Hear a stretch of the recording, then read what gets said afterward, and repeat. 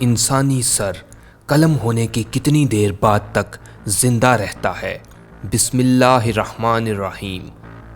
یہ 10 ستمبر 1945 کا واقعہ ہے کہ لوئڈ ایلیسن نامی ایک کسان نے اپنی 50 مرغیاں ذبح کیں، لیکن ان میں سے ایک مرغی ایسی بھی تھی جس کا سر مکمل تن سے جدا ہو چکا تھا، مگر وہ بالکل زندہ سلامت پھرنے لگی کہ جیسے کچھ ہوا ہی نہ ہو، اور حتیٰ کہ اس مرغی نے دانا چگنے کی بھی کوشش کی۔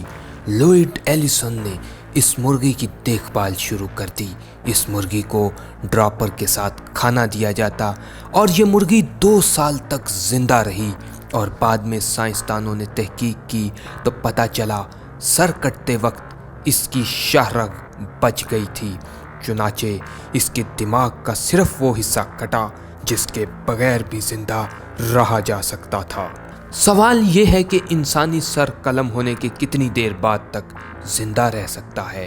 جیسا کہ سعودی عرب میں آج بھی نماز جمعہ کے بعد سنگین جرائم میں ملوث مجرموں کے سر عام سر قلم کیے جاتے ہیں۔ مجرموں اور باغیوں کے سر تن سے جدا کرنے کی روایت صدیوں سے چلی آ رہی ہے۔ 1792 میں انقلاب فرانس کے دوران بہت سارے لوگوں کے سر قلم کیے گئے۔ فرانس کے آخری بادشاہ کنگ لوئس 16 نے بذات خود گیلوٹین کے ذریعے سر قلم کرنے کے طریقے کو فرانس میں رائج کیا، اور ستم ظریفی کی بات تو یہ بھی ہے کہ کچھ عرصے بعد کنگ لوئس کا سر بھی گیلوٹین کے ذریعے ہی قلم کیا گیا۔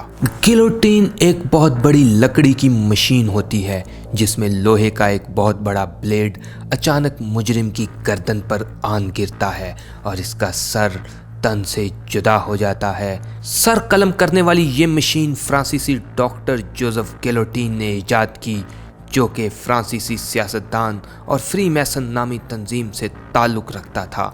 ڈاکٹر جوزف گیلوٹین کا کہنا تھا کہ گیلوٹین کے ذریعے سر قلم کرنا مجرم کو کم سے کم موت کی تکلیف دیتا ہے، لیکن سوال یہ ہے، کیا واقعی گیلوٹین کے ذریعے سزائے موت دینا مجرم کو کم سے کم تکلیف دیتا ہے؟ انقلاب فرانس کا مشہور واقعہ ہے کہ 1793 میں جب شارلا کورڈے نامی ایک 24 سالہ لڑکی کا سر گیلوٹین کے ذریعے قلم کیا گیا تو ہجوم میں سے کسی نے اس کا سر اٹھایا اور اس کے گال پر تھپڑ مارا۔ تب دیکھنے والے کہتے ہیں کہ اس لڑکی کا منہ ایسے لال ہو گیا جیسے کسی کے منہ پر تھپڑ مارا جائے تو غصے میں اس کا منہ لال ہو جاتا ہے، اور کچھ لوگ تو یہاں تک کہتے ہیں کہ تھپڑ کے بعد اس نے آنکھیں بھی جھپکیں۔ اسی طرح انٹوینو لاوائزر ایک فرانسیسی سائنسدان تھا جس کا سر انقلاب فرانس کے عروج کے دوران 1794 میں قلم کیا گیا۔ کہا جاتا ہے کہ اس کو اس بات پر آمادہ کیا گیا تھا کہ جب اس کا سر قلم ہو جائے گا تو اپنی زندگی کے سائنس کے آخری تجربے کے طور پر وہ اپنی آنکھیں جھپکے گا۔ لیوائزر کے ملازم کا کہنا ہے کہ سر قلم ہونے کے 15 سیکنڈ بعد تک وہ اپنی آنکھیں جھپکتا رہا تھا۔ اسی طرح 1905 کا مشہور واقعہ ہے کہ فرانس میں ایک قاتل ہنری لینگوال کا سر گیلوٹین کے ذریعے قلم کیا گیا۔ تب وہاں موجود ڈاکٹرز نے اس کا کٹا ہوا سر اٹھایا اور اس کا نام پکارا۔ ڈاکٹرز کا کہنا تھا تب اس کے کٹے ہوئے سر نے واضح طور پر آنکھیں گھمائیں اور میری طرف دیکھا، اور یہ سب سر قلم ہونے کے 30 سیکنڈ کے اندر اندر ہوا۔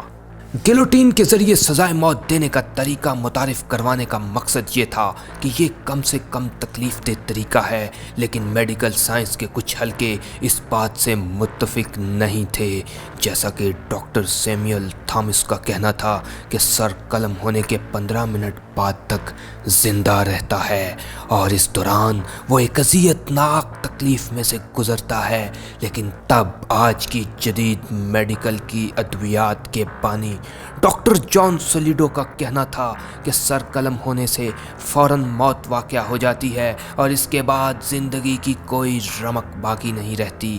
مگر ایک اور ڈاکٹر جارج کبانس کا کہنا تھا کہ جب ایک دفعہ سر قلم ہو جاتا ہے تب انسان کو को कोई तकलीफ महसूस नहीं होती। अलबत्ता मौत के बाद इंसानी मसल सिकुड़ने से कलम होने वाले सर में कुछ हरकत नज़र आ सकती हैं जो मुकम्मल तौर पर मैकेनिकल होती हैं और इनका ज़िंदगी से कोई ताल्लुक नहीं होता। आज के मेडिकल डॉक्टर भी ज़्यादातर इसी बात पर यकीन रखते हैं कि सर कलम होने के बाद मुख्तसर वक्त के लिए नज़र आने वाली ज़िंदगी की अलामात दरअसल मैकेनिकल होती हैं, लेकिन दूसरी तरफ कुछ तारीखी वाक़यात इस बात की नफ़ी करते भी नज़र आते हैं। तो दोस्तों, अगर आपको हमारी आज की वीडियो पसंद आई तो इस चैनल को सब्सक्राइब कीजिए, बेल आइकॉन पर क्लिक कीजिए और देखते रहिए।